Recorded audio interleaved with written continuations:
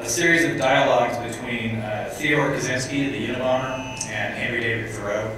I was teaching the Unabomber Manifesto in Walden in class for years, and they started speaking to me, and I took that as a bad sign. So that's when I went to the little place in Colorado and got it out of my system. So I'll just read you. The difficult thing with Thoreau, these are persona poems. So with Thoreau, in trying to create their voices, I simply did blank verse consistently with him. But Kaczynski is schizophrenic, and it was difficult, so what I did is I gave him a new form. So one poem he's speaking in a form of a sestina, one poem he's in couplets, another he's in free verse, whatever. So he's different from poem to poem. Teaching in Violence, Ted.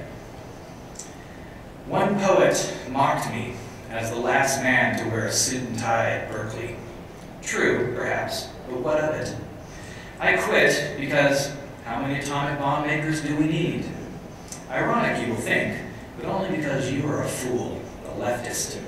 What is mathematics to an overfed, overly spawning hypocrite like your average bourgeois college student? I know who I kill because I take it personally.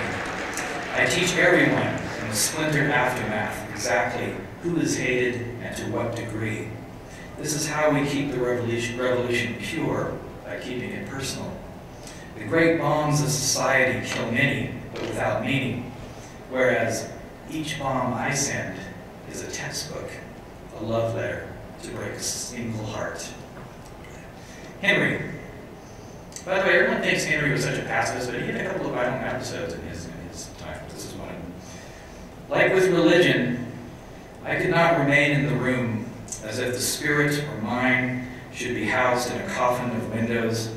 Before I left the schoolhouse, however, I chose 6 boys at random to provide one last lesson at the end of a cane, at the end of my wit. And I beat them as a master beats any slave, without fear or mercy. Exhausted, I walked out. I left behind my anger. I left them a lesson for life, the word made torn flesh.